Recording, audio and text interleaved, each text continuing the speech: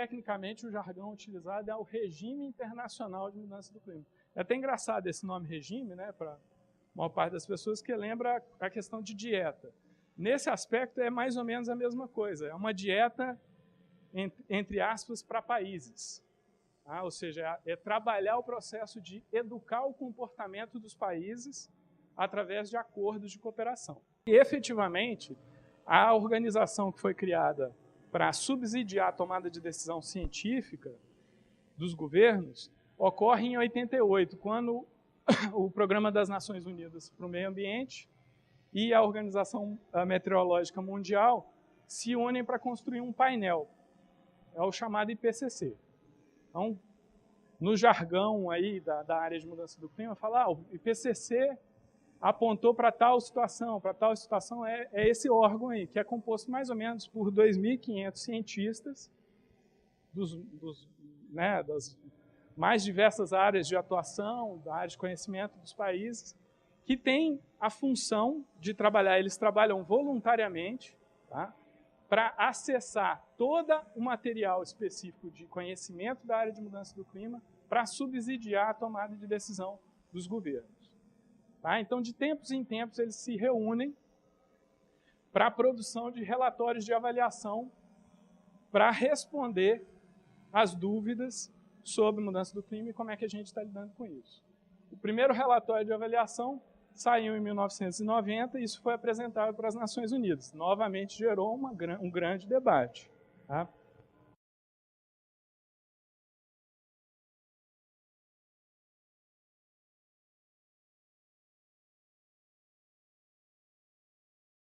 O processo de negociação durou mais ou menos 2 anos e a convenção ficou pronta para ser assinada na ECO 92, no Rio de Janeiro.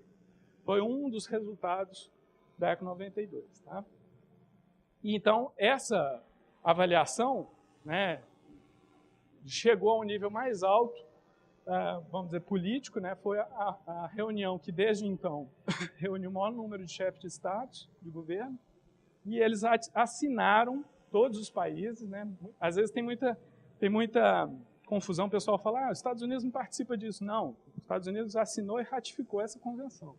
Tá? Na época, o presidente, inclusive, veio ao Brasil e participou, e depois isso entrou no sistema legal norte-americano. O primeiro país a assinar, como era o país anfitrião, foi o Brasil, e a convenção entrou em vigor em 94. Depois que todos os congressos ratificaram, ela entra em vigor. E quem é que participa disso? Quem é que faz essas regras? Basicamente, são todos os países que participam da ONU. Você tem os grupos regionais, que eles se organizam em formato muito próximo ao formato legislativo, tá? No qual cada país tem poder de voz e voto, tá? E que eles se organizam mais ou menos como se fossem partidos. No caso, efetivamente, a única divisão que existe na convenção explícita entre países é o chamado Anexo 1, que eram os países participantes da OCDE, na época, né, mais o leste europeu. Tá? E todos os demais países, ou seja, são cerca de mais ou menos 36 partes, estão listadas ali no Anexo 1, e todos os outros 134 países estão no não Anexo 1.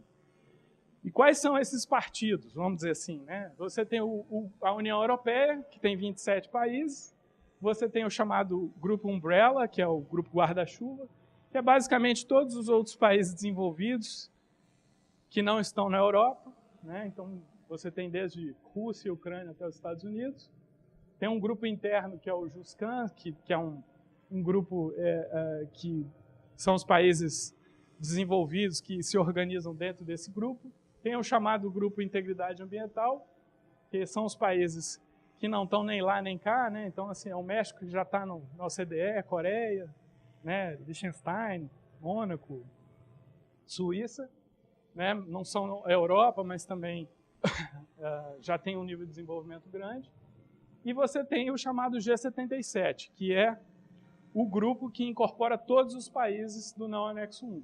E dentro desse grupo você tem os estados insulares, as ilhas, né? Os menos desenvolvidos e normalmente você tem uma organização forte do grupo africano, que tem cerca de 50 países. Além, obviamente, dos países da OPEP, os países francófonos se organizam para a tomada de decisão. O que é importante de vocês capturarem desse processo da convenção? O que a convenção lê do problema? Primeiro, que é uma preocupação comum da humanidade. Ninguém pode se isentar dessa discussão. Segundo, a própria convenção reconhece que a maior parcela da geração do problema foi originada nos países desenvolvidos. Terceiro, que as emissões per capita dos países em desenvolvimento vão necessariamente subir ao longo do tempo, porque a prioridade desses países é alcançar o nível mínimo de desenvolvimento econômico. E para isso, como mostrei para vocês, as várias atividades econômicas geram níveis maiores ou menores de gases de efeito estufa. O objetivo é o processo de concentração, ou seja, é estabilizar a concentração de gases em níveis seguros para que a gente não tenha maiores problemas em termos de produção de alimentos e que os ecossistemas tenham a capacidade efetiva de responder a tempo dessas mudanças. Tá? Então, ou seja, o foco principal dessa convenção não é as emissões, tá? É sim você saber qual é o controle da concentração de gases que está gerando o aquecimento. Quando você trabalha com essa lógica, você está efetivamente no meio termo entre mitigação e adaptação. Tá? Que é a capacidade que você tem de se organizar para que o impacto não seja, mas ao mesmo tempo você tem que diminuir a concentração ou trabalhar para que a estabilização dessa concentração não chegue nesses níveis que fiquem insuportáveis. Outro princípio que é fundamental dessa convenção é o princípio da precaução. E aí é sinalizado no seguinte sentido: não é porque eu não sei cientificamente determinada situação ou explicar um determinado fenômeno que eu não vou fazer nada. Isso, lembrando, todos esses itens aqui foram ratificados, passaram pelo Congresso de todos os 194 países. O outro princípio que é fundamental nessa convenção é o chamado das responsabilidades comuns mais diferenciadas. Tá? No sentido de demonstrar que o processo de desenvolvimento ele ocorreu de forma desigual no território mundial. A indústria nasceu em algum lugar e depois ela foi migrando para outros. Quando se fala de compromissos, o que tem dentro dessa convenção? Falar, essa convenção aí ela é muito simples, não tem compromisso nenhum. Efetivamente, todos os países são obrigados a apresentar o seu inventário de emissões. Todos os países são obrigados a desenvolver programas de mitigação e adaptação. Todos têm que trabalhar no sentido de desenvolver tecnologias para redução de emissão, proteção dos sumidouros, depois a Mônica vai explicar mais direitinho isso aí, consideração da mudança do clima nas políticas nacionais, educação e pesquisa sobre o tema. Então, isso é um compromisso de todo mundo que ratificou essa convenção. Entretanto, existe uma diferenciação nos compromissos em termos de, para os países industrializados, quando a convenção foi ratificada, a lógica era que esses países tinham que retornar os níveis de emissões em 1990 até o ano de 2000. Ou seja, eles tinham mais ou menos, ela entrou em vigor em 94, eles tinham mais ou menos 6 anos para chegar nos níveis de 1990.